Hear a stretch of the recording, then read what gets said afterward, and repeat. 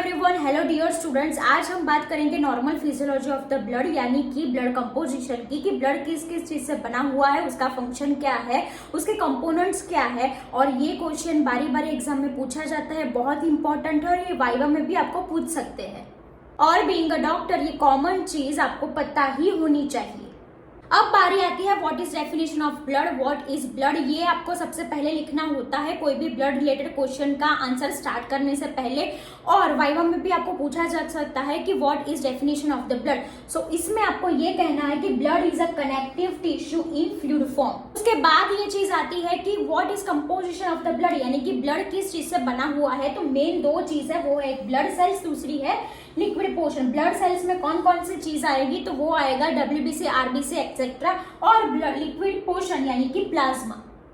सो हमने देखा कि ब्लड कंपोजिशन, ब्लड दो चीज से बना हुआ आता है, वो है सबसे पहली चीज है वो है ब्लड सेल, सेकंड चीज है वो है लिक्विड पोर्शन। ब्लड सेल्स यानी कि फॉर्म्ड एलिमेंट भी कहा जाता है, और लिक्विड पोर्शन जिसे हम प्लाज्मा कहते हैं। अब किसके कितने परसेंटेज है, तो प्लाज्मा जो ये है, जो लिक्विड पोर्शन है उसके 55% और प्लाज्मा में 92% तो वाटर रहता है, यानी कि आधे से ज्यादा ब्लड तो पानी से बना हुआ है। नेक्स्ट है वो है डब्ल्यूबीसी और प्लेटलेट्स, जो ब्लड सेल्स कहा जाता है, वो 4% है। डब्ल्यूबीसी यानी कि व्हाइट ब्लड सेल्स, और उसके बाद आता है आरबीसी, वो भी ब्लड सेल्स ही है, वो बनता है 41%। 41% आरबीसी होने के कारण ब्लड का कलर रेड मिलता है हमें। जैसे कि हमने आगे देखा कि ब्लड सेल्स मेनली दो कंपोनेंट से बना हुआ होता है। सबसे पहली चीज है वो है ब्लड सेल्स। ब्लड सेल्स को ये भी कहते हैं फॉर्म्ड एलिमेंट्स। और दूसरी चीज है ब्लड लिक्विड यानी कि प्लाज्मा।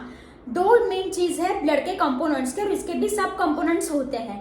तो हम आगे इसमें ये देखेंगे कि जो फॉर्म्ड एलिमेंट्स है वो तीन और चीज से बना हुआ होता है, वो मिलके फॉर्म्ड एलिमेंट बनाते हैं, वो है डब्ल्यूबीसी, आरबीसी एंड प्लेटलेट्स। अब ल्यूकोसाइट्स यानी कि डब्ल्यूबीसी, व्हाइट ब्लड सेल्स, आपने कहीं ना कहीं सुना होगा कि ये पर्सन या फिर ये पेशेंट को ल्यूकोसाइटोसिस है। ये वर्ड कहाँ से आया, because WBC is also known as leukocytes.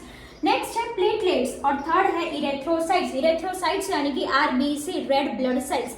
अब ये दोनों में तो फर्दर डिवीजन नहीं है, पर ल्यूकोसाइट्स में फर्दर डिवीजन है।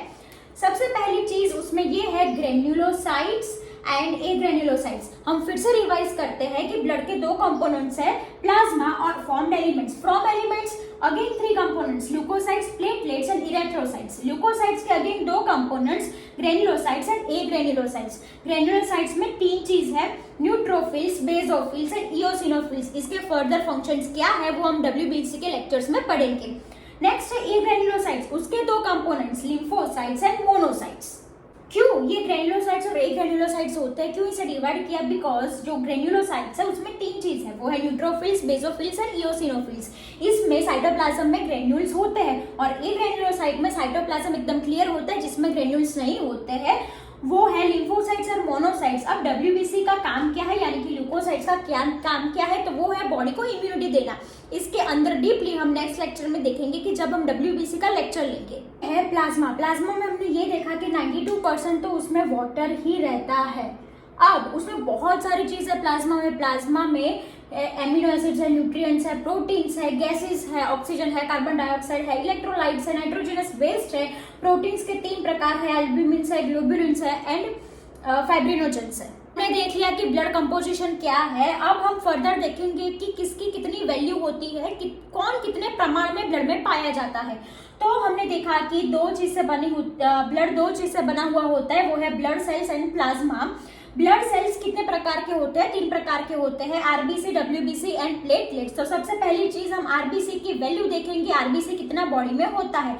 आरबीसी यानी कि इरेथ्रोसाइट्स, जो नॉर्मल वैल्यू है वो है 4 to 5.5 मिलियन पर क्यूबिक एमएम। मेल में कुछ ज्यादा होता है फीमेल से, वो है 5 मिलियन पर क्यूबिक एमएम, और फीमेल में इसकी रेंज होती है अप टू 4.5 मिलियन पर क्यूबिक एमएम। नेक्स्ट है सेकंड नंबर है, वो है डब्ल्यूबीसी यानी कि ल्यूकोसाइट्स। डब्ल्यूबीसी दो टाइप्स के होते हैं, ग्रेन्युलोसाइट्स एंड एग्रेन्युलोसाइट्स। ग्रेन्युलोसाइट्स पहले के तीन जो होते हैं वो ग्रेन्युलोसाइट्स में आते हैं, वो मैंने पहले बताया कि neutrophils, eosinophils and basophils they are granulocytes.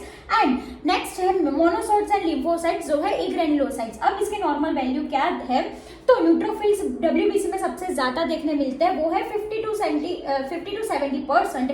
उसकी रेंज में अगर देखें तो 3000 to 6000 न्यूट्रोफिल्स है। इसका कंपैरेटिवली रेड ब्लड सेल्स बहुत ही ज्यादा है, बिकॉज रेड ब्लड सेल पूरे ब्लड के 41% लेता है, जिसकी वजह से ही ब्लड का कलर रेड होता है। डब्ल्यूबीसी में न्यूट्रोफिल्स है वो है सबसे ज्यादा होता है, वो है 3000 to 6000। इयोसिनोफिल्स 2 to 4%, वो है 150 to 415 नंबर। बेसोफिल्स 0 to 1 सबसे कम होते हैं बेसोफिल्स, और उसका नंबर है 0 to 100 हमें बेसोफिल्स मिलते हैं। मोनोसाइट्स जो ग्रेन्युलोसाइट है वो 2 to 6%, 200 to 600। लिम्फोसाइट्स जो करीब 1 न्यूट्रोफिल्स के बाद आता है वो 20 to 30% है पूरा, और उसकी वैल्यू है 1500 to 2700। यदि ब्लड रिपोर्ट देखा है तो आपको ये सारी चीजें मेंशन होती है ब्लड रिपोर्ट्स में। नॉर्मल सीबीसी कराओ तो ये सारी चीजें मेंशन होती है, ऐसा नहीं होता है कि हमें सिर्फ हीमोग्लोबिन ही देखना है, पर ये सारी चीज भी आपको देखनी होती है। गया वो है प्लेटलेट। प्लेटलेट का एक ही है, उसमें कोई बाइफर्केशन नहीं है। तो प्लेटलेट कितने हैं, 2 to 4 लाख पर क्यूबिक mm। अब बारी है प्रॉपर्टीज ऑफ ब्लड की, यानी कि ब्लड की प्रॉपर्टी क्या है। तो 4 मेन प्रॉपर्टी है। सबसे पहला चीज है वो है कलर। कलर में ऐसा नहीं कहना है कि लाल कलर का ब्लड होता है, नहीं, बी स्पेसिफिक। अगर आर्टेरियल ब्लड है तो उसका कलर होगा स्कारलेट रेड, और अगर वीनस ब्लड है तो उसका कलर होगा purple red, because of more amount of the carbon dioxide. Now second चीज है वो है वॉल्यूम। तो एवरेज वॉल्यूम ब्लड इज, यानी कि पूरे बॉडी में करीबन 5 लीटर नॉर्मल एडल्ट में ब्लड होता है। Colour scarlet red for arterial blood and purple red for venous blood. Next है वो है थर्ड चीज है वो है रिएक्शन एंड पीएच। उसका पीएच वैल्यू क्या है, तो है वो अल्कली होता है, अल्कलाइन होता है। उसका पीएच है 7.4, मोर टुवर्ड्स अल्कलाइन। विस्कोसिटी यानी कि पानी के कंपैरेटिवली उसके विस्कोसिटी क्या है, तो 5 times more viscous than water. ये नॉर्मल प्रॉपर्टीज है ब्लड की। ये 4 प्रॉपर्टीज याद रख लेना, आपको एग्जाम में बहुत काम आएगा, आपको लिखने में बहुत काम आएगा, वाइवा में बोलने में भी बहुत काम आएगा। लास्ट चीज है वो है फंक्शन ऑफ द ब्लड। ये क्वेश्चन आप याद रखना, ये समझना, बिकॉज एक अकेला क्वेश्चन भी एग्जाम में पूछा जाता है, what is normal function of the blood. So ये 9 फंक्शंस आपको याद रखने हैं, बहुत ही कॉमन फंक्शन है, बहुत इजीली याद रह जाएंगे, बट इसको याद रखना बहुत ही जरूरी है, एग्जाम ओरिएंटेड है ये चीज। सबसे पहली चीज है वो न्यूट्रिशन फंक्शन की। हम जो भी चीज खाते हैं वो डाइजेस्ट होता है, डाइजेस्ट थ्रू ब्लड में जाता है, ब्लड से डिफरेंट ऑर्गन्स में जाता है, डिफरेंट टिश्यूज में जाता है और सेल्स में जाता है। सो न्यूट्रिशन प्रोवाइड करता है ब्लड। सेकंड है वो रेस्पिरेटरी फंक्शन, बिकॉज वो ऑक्सीजन और कार्बन डाइऑक्साइड का ट्रांसपोर्ट करता है लंग्स में, जिसकी वजह से पूरे बॉडी में ऑक्सीजन कैरी होती है और कार्बन डाइऑक्साइड बाहर निकलता है। थर्ड है वो एक्सक्रीटरी फंक्शन की, जैसे ही न्यूट्रिशन फंक्शन है कि ब्लड सब जगह पे न्यूट्रिशन पहुंच जाता है, वैसे भी उसका फंक्शन एक्सक्रीटरी फंक्शन भी है कि वो टिश्यू में से वो हेल्दी चीज लेगा, टिश्यू में से जो नहीं काम की चीज है टिश्यू को वो वापस ले लेगा और वो किडनी थ्रू एक्सक्रीट हो जाएगा बॉडी से। फोर्थ इंपॉर्टेंट चीज है वो है transport of hormones and enzymes. जैसे एंडोक्राइन सिस्टम जो हॉर्मोन्स बनाते हैं उसे पूरी बॉडी में ट्रांसपोर्ट करने के लिए blood is very important. Fifth है वो है regulation of the water, because we all know that हमने पहले ही देखा कि प्लाज्मा में 92% ऑफ द वाटर है, तो वाटर बैलेंस करने में ब्लड बहुत ही इंपॉर्टेंट रोल प्ले करता है। एसिड बेस बैलेंस ये किडनी थ्रू होता है। फिर 7th है बॉडी टेम्परेचर, बिकॉज ब्लड हम कहते हैं कि ये वार्म ब्लडेड पर्सन है, ये कोल्ड ब्लडेड पर्सन है, because of blood that regulates your body temperature. 8th है स्टोरेज फंक्शन। ब्लड में सारी एनर्जी ब्लड में स्टोर होती है, जैसे ग्लूकोज ले लो, सारे एनर्जेटिक प्रोडक्ट्स जो कहाँ पे स्टोर होती है, तो वो है ब्लड में स्टोर होती है। नेक्स्ट है डिफेंसिव फंक्शन। ब्लड में जो लिम्फोसाइट्स है, जो ग्रेन्युलोसाइट्स और ग्रेन्युलोसाइट्स है, eosinophils, basophils, neutrophils, lymphocytes, monocytes, ये सारी चीज की काम क्या है कि बॉडी की इम्यूनिटी को मेंटेन करना, और ये जब अफेक्ट होती है तब पेशेंट को या फिर पर्सन को बीमारी होती है तो उसका काम क्या है, डिफेंस करना, बॉडी को प्रोटेक्ट करना, तो डिफेंसिव फंक्शन है। ये 9 फंक्शन ब्लड के हैं। हमने ब्लड के नॉर्मल कंपोजिशन देखा। आज हमने बहुत सारे क्वेश्चन जो एग्जाम ओरिएंटेड होते हैं वो हमने देख लिए। कौन कौन से क्वेश्चन जो हमने देखे वो है what is normal composition of the blood, what blood contains.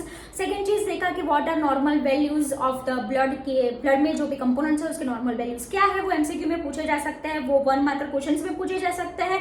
Next हमने देखा कि what are normal function of the blood and हमने ये भी देखा कि what is property of the blood. ये अलग अलग क्वेश्चन भी पूछा जा सकता है और एक पूरे में भी पूछा सकता है what is normal physiology of the blood में। ये आपको ये सारी चीजें लिखनी होगी। अगर आपको ये क्वेश्चन पूछते हैं कि what is normal physiology of the blood, तो सबसे पहले स्टार्ट करना है कंपोजिशन ऑफ द ब्लड में, उसके अंदर बाद में आपको उसका और इलाबोरेट करना है कि ब्लड में ये कंपोजिशन, उसके भी ये कंपोनेंट्स है, उसका ये नॉर्मल वैल्यूज है। उसके बाद आप लिखो कि what is normal property of the blood, फिर उसमें लिखो कि what are functions of the blood. इसमें हमें सिर्फ हीडिंग नहीं लिखना है, उसके अंदर भी आपको लिखना है कि न्यूट्रिशन फंक्शन है तो न्यूट्रिशन फंक्शन कैसे है, अगर उसका ट्रांसपोर्ट ऑफ हार्मोन्स फंक्शन है तो कौन कौन से हार्मोन्स को ब्लड ट्रांसपोर्ट करता है, ये सारी चीज भी आपको अंदर लिखनी है। अगर आपको ऐसे ही वीडियोस पसंद आ रहे हो तो please write in the comment और you have any question you can ask me in the comment section. Please subscribe this channel, आपको ऐसे ही वीडियो आगे मिलते रहेंगे and please share to your friends who are studying in medical और paramedical field. Thank you.